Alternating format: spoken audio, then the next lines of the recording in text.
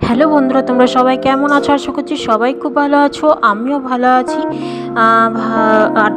আমার সকল বন্ধুরা যে যেখান থেকে দেখছো নিশ্চয়ই তোমরা সবাই খুব ভালো আছো।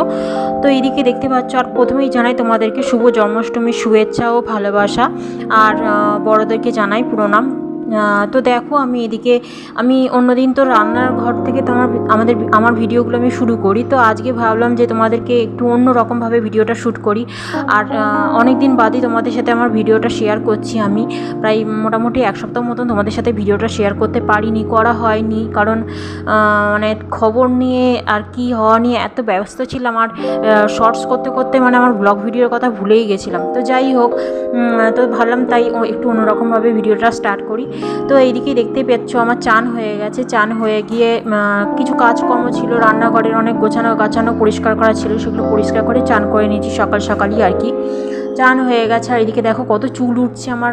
মানে যখনই চুল আঁচড়াবো তখন অনেক চুল ওঠে। আমি এতবার চুল আঁচড়াই, চুলটা ঠিক মতন মানে অতটা যত্ন করতে পারি না, কারণ যত্ন করা হয়ে ওঠে না।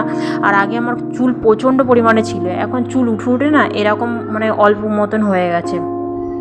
চুল কেটেছি তাও মানে চুল উঠছে।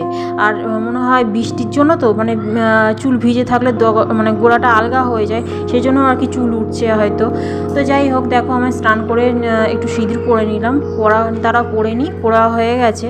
পরা হয়ে যাওয়ার পর তারপরে দেখো এইদিকে দেখতে পাচ্ছ যে বিছানার চাদরটা তুলেছি। বিছানার চাদরটা মানে তুলে মানে পাখা টাকা মুছেছি, তো ধুলো পড়েছে আর অনেক দিন কাচাও হয়নি, সেই জন্য বিছানার চাদরগুলো তুলেছি। রান্নাঘরে কিছু কাজ ছিল, পাখা মোছা সেগুলো মুছে এদিকে দেখো আমার সিঁদুর পরা হয়ে গেছে, চুল আঁচড়ানো হয়ে গেছে। আর এদিকে দেখো বিছানার উপরে একটা জামা পরে আছে, ওই জামাটা হচ্ছে আমার বরের জামা। এগুলোকে ভাঁজ করব।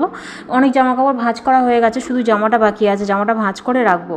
তারপরে দেখো ভাঁজ করা হয়ে গেছে। এটা দরজার পেছনে। আমি তোমাদেরকে আগের ভিডিওতে দেখিয়েছিলাম যে আমি কোথায় জামা কাপড়গুলো রাখি। আলনাতে তো রাখি, আলনাতে আমার ছেলের এগুলো রাখি। আর এই সাইডটা হচ্ছে বরের তাড়াহুড়ো থাকে, সেই জন্য ও যাতে হাতের কাছে তাড়াতাড়ি করে পেয়ে যায়, সেই জন্য ছেলের স্কুলের ড্রেস নিচের দিকে রাখি, আর আমার বরের অফিসের জামা কাপড় রাখি। আর ওপরের তাকটাতে যেগুলো মানে ধরো জামা কাপড় শুকালো না বা হলো না, পরে পরবে অন্য সময়, সেই জন্য ওই ওপরের তাকটাতে রাখি। তো এরমভাবেই মানে সাজিয়ে রাখি। তারপরে দেখো চাদর পাততে চলে আসলাম এদিকে। আর বারান্দায় দেখো জামা কাপড়গুলো মেলা হয়ে গেছে। আর খুব বৃষ্টি হচ্ছিল, সেই সময় বৃষ্টি শুরু হয়ে গেছিলো। আর এই বিছানার চাদর না মানে যখন কাচতে তো কষ্ট হয়। আর কি বলতো, আমার ওয়াশিং মেশিন নেই, হাতেই কাচি, তাই জন্য আরও বেশি কষ্ট হয়। খুব কষ্ট হয় না, তবে হয় কষ্ট, কারণ আমার খুব যে চেহারা সেরকমটা নাই, তাই খুব একটা কষ্ট হয় না। কিন্তু এত বড় বড় চাদর না, আর এখন বর্ষার সময় শুকাতেও খুব টাইম লাগে। এই যে বারান্দায় মেলবো, কত মানে 2 দিন ধরে মোটামুটি শুকাতে টাইম লাগবে। তো সেই জন্যে আর কি চাদরটাই বর্ষাকালে কাচতে মানে হয়, কষ্ট হয়, শোকায় না। তারপর মেলার ঝামেলা আছে। আর এত বড় খাটে না চাদর পাততে, দেখো চাদরটা পাচ্ছি তো মানে এ প্রান্ত থেকে ও প্রান্ত পাততেও খুব মানে হয়ে যায়। খাটের ওপর উঠে আমাকে চাদরটাকে পাততে হয়। তো কি করা যায় বলো, চাদর তো পাল্টাতেই হবে, কারণ আর নোংরা চাদরও না বসতে ইচ্ছে হয় না। দেখবেন নোংরা হয়ে যদি থাকে না ঘরদোর, খুব ভালো লাগে না। তাই জন্য আমি যতটা পারি চেষ্টা করি আমার ঘরদোর পরিষ্কার রাখার। যত কাজ আমার দেরি হোক না কেন, ঘরদোর আমাকে পরিষ্কার করে রাখতেই হবে, নইলে আমার মাথা একদম গরম হয়ে যায়। আর সব কিছু এলোমেলো থাকলে না, দেখবে যদি মানে বিছানা ওলট পালট, ঠাকুর ঘরে ওলট পালট, বারান্দা ওলট পালট, সব কিছু যদি ওলট পালট থাকে না, রান্নাঘরে রান্না যদি না হয় না, দেখবি যেন মনে হয় যে কোনো কিছু কি একটা বাড়িতে হয়েছে, এরকম একটা মনে হয়। সেই জন্য যতটা পারি চেষ্টা করি সাজিয়ে গুছিয়ে, যতটা কাজই আমার দেরি হোক, যতটাই আমার কাজের দেরি হোক না কেন, আমি মানে সাজিয়ে গুছিয়ে পরিপাটিভাবে করি। আমি আর কি বলতো, আগে আমি আরও তাড়াতাড়ি, যখন আমি শ্বশুরবাড়িতে ছিলাম তখন আমি আরও তাড়াতাড়ি সকালবেলা ঘুম থেকে উঠতাম। এখন আমার উঠতে একটু ঘুমটা দেরি করে ঘুম থেকে উঠছি, তাই জন্য না কাজগুলো একটু দেরি করে হয়ে যাচ্ছে। তো তাড়াহুড়ো হচ্ছে। আগেও তাড়াহুড়ো হতো, কিন্তু তাও কি বলতো একটু তাড়াতাড়ি উঠতাম তো কাজগুলো মোটামুটি হয়ে যেত। আর এখন দেরি করে উঠি বলে না সব কাজ এত দেরি করে হয় কি বলবো। যাই হোক কী করা যাবে, ঘুম তো আর মানে ঘুমের ওপর তো আর করতে পারবো না আমি। আর আমার ঘুমটাও এখন প্রচণ্ড হয়, কারণ কি বলতো সারা দুপুর ঘুমায় না তো। আর তারপরে শর্টস ভিডিও করি, সেখানেও টাইম দিতে হয়।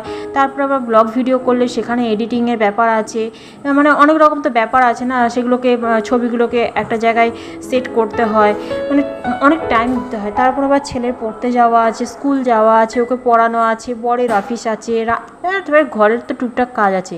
এই সব মিলিয়ে না অনেক ক্লান্ত হয়ে পড়ি যখন শুই, তখন আর সকালবেলা তখন আর উঠতে ইচ্ছে হয় না। তো যাই হোক, তারপরে দেখো তোমাদের সাথে কথা বলতে বলতে বকবক করতে করতে আমার বিছানাটা পরিষ্কার হয়ে গেল। এই দেখো বিছানাটা পরিষ্কার হয়ে গেল, মানে ঝাড়া মোছা হয়ে গেছে আর চাদর পাতা হয়ে গেছে, কি সুন্দর লাগছে না দেখতে। আর যদি আমি এটাকে ওলট পালট করে রাখতাম কি বিচ্ছিরি লাগতো দেখতে। তো যাই হোক, আর এদিকে দেখো পাখাটা পরিষ্কার করেছি, পরিষ্কার করার পর পাখাটার বেশ হাওয়াটা জোর লাগছে। পাখার ধারগুলো দেখবে ঝুল পড়ে থাকলে না তখন মানে হাওয়া লাগে না। আর এদিকে দেখো একটা পর্দা ছিল, পর্দাটাও কেচেছি কারণ পর্দাতে ঝুল ছিল। আর এদিকে দেখো সকালবেলা বর পুজো করে দিয়ে গেছে, তাই জন্য আর পুজোর ঝামেলা নেই আমার।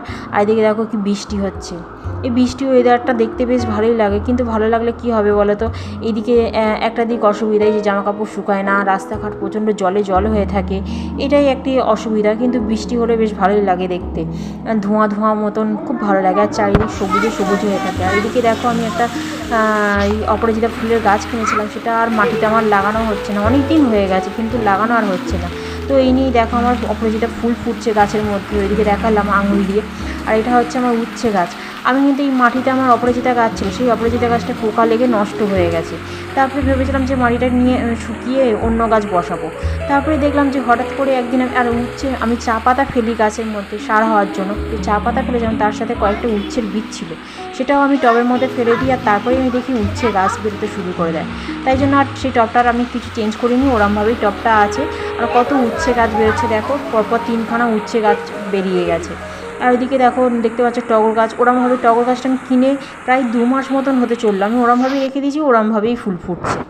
তো মাটিতে আর বসানো হচ্ছে না কিছুতেই, সময় আর পেয়ে উঠছে না। আর এইদিকে দেখো আমি একটু ছোলা ভিজিয়েছিলাম, তো আঁকুড় বেরিয়ে গেছে। আর ওই আঁকুড়গুলো না আরও বড় বড় বেরোবে, আমি যদি ঢাকা দিয়ে রেখে দিই আরও বড় বড় আঁকুড় বেরোবে। আর এই আঁকুড় বেরোনো ছোলা খেতে না খুব ভালোবাসে আমার বর ছেলে। আমি তো অতটা খেতে পারি না, কারণ আমার আমাশা প্রবলেম আছে, কিন্তু এই আঁকুড় বেরোনো ছোলা খাওয়া খুব ভালো, মুড়ি দিয়ে খেতেও ভালো লাগে, আর চাট মতন যদি করা হয় তো আরও ভালো লাগে, কি সুন্দর। তারপরে দেখো আমি এদিকে দেখো পাখাটা মুছলাম, এদিকে দেখতে পাচ্ছ একটা দাগ মতন হয়ে আছে, মানে তেল গড়িয়ে এসছে। আর এখানটা চিমনি লাগানো যেত, কিন্তু চিমনিতে এই মুহূর্তে লাগানো সম্ভব নয়, এই সবে এসছি, তো এর মধ্যে এত কিছু সম্ভব না একসাথে, পরে হবে। তো যাই হোক, এখন আপাতত যেইটুকানি আছে সেইটুকানি নিয়েই পরিষ্কার করি, আর সেইটুকানি নিয়েই সন্তুষ্ট থাকার চেষ্টা করি। তো যাই হোক, এদিকে দেখো এগুলো সব পরিষ্কার পরিচ্ছন্ন করেছি, হাতের কাছে যতটা পেরেছি চেষ্টা করেছি গুছিয়ে রাখার, যাতে মানে হাত বাড়ালেই পেয়ে যাবো এমন একটা ব্যাপার। আর এদিকে দেখো ছেলের সেন্টগুলোকে নিয়ে গাড়ি নিয়ে খেলছে, ওর গাড়ি অফুরন্ত, এখানে তো অল্প নিয়ে এসেছি, বাড়িতে আরও অনেক গাড়ি আছে, মানে ও গাড়ি ভীষণ ভালোবাসে। আর এটা হচ্ছে এই রিসেন্টলি তোমাদের আমি লাইভে আমি শেয়ার করেছিলাম যে এটা হচ্ছে আমার ছেলের একটা খেলনা, ওটা আমার ছেলে মানে চেয়েছিল, তাই জন্য আর কি অনলাইন থেকে আমরা অর্ডার করেছিলাম। তো এই জিনিসগুলো দেখে আমার খুব ভালো লাগছিলো, আর আমার ছোটোবেলাকার কথা মনে পড়ে যাচ্ছিলো। কি সুন্দর ছোট দেখো হাতা খুন্তি, আবার মাছ ধরার চিমটে মতন, ওটা হচ্ছে ট্রে, এটা হচ্ছে গ্যাস সিলিন্ডার, আর এটা হচ্ছে যে ননস্টিকের মানে প্যান হয়, সেই প্যান, আর ওই গ্যাস, ওই দুটো হচ্ছে গ্যাস ওভেন আর কি।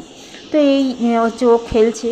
আর এদিকে দেখো মিষ্টি রেখেছি ফ্রিজের মাথার ওপরে, কারণ ওপরে একটুখানি ওই আজ তো জন্মাষ্টমী নেমন্তন্ন আছে, সেই জন্য আর কি রেখেছি, দিয়ে আসবো গিয়ে সন্ধেবেলা এক ফাঁকে গিয়ে দিয়ে আসবো। আর এটা হচ্ছে আমি ঘরে ঠাকুর পুজো করে দিয়েছিলাম আমার বর, তো ওই আমিতে জিলিপি আর তালের বড়া একটু মালপোয়া দিয়ে ঠাকুরকে পুজো করেছিলাম। তো ওই বড়া একটু প্রসাদ খেয়ে তারপরে একদম তোমাদের সাথে দেখা হচ্ছে রাত্রিবেলা, মানে সন্ধেবেলা আর কি, তখন মোটামুটি 7টা মতন বাজে। এদিকে দেখো চলে এসেছি, ও আমাদের ওপরে ফ্ল্যাটে আর কি গোপাল পুজো হয়, ওদের ঘরের মধ্যে পুজো হয়, সেই জন্য আর কি দেখা করতে গেছিলাম। আর এদিকে দেখো ভোগ টোগ দিয়েছে, পোলাও, লুচি, পনিরের তরকারি, আলুর দম, মালপোয়া, তালের বড়া, যা লাগে। আর তারপরেই দেখো চলে আসলাম ছেলেকে সাজাতে। ছেলে একটু গোপালকে সাজায়, প্রত্যেক বছরই সাজাই, তাই এবছরও সাজিয়েছি। প্রত্যেক বছর তো তোমাদের সাথে ভিডিও শেয়ার করতে পারি না, কারণ আমি ইউটিউব চ্যানেলতে এই 1 বছরও হয়নি আমি এখন খুলেছি, সেই জন্য এই বছরটা তোমাদের সাথে শেয়ার করলাম। আর এদিকে দেখো আমার ছেলেকে সাজিয়ে আমি বলছি এরমভাবে দাঁড়াও, ও ওরমভাবে দাঁড়িয়ে আছে। তো এখানেই আমার মানে আমি এইটুকানি আমার ভিডিওটা করলাম, তোমাদের কেমন লাগলো জানিও। ঠিক আছে, টাটা, ভালো থেকো, সুস্থ থেকো।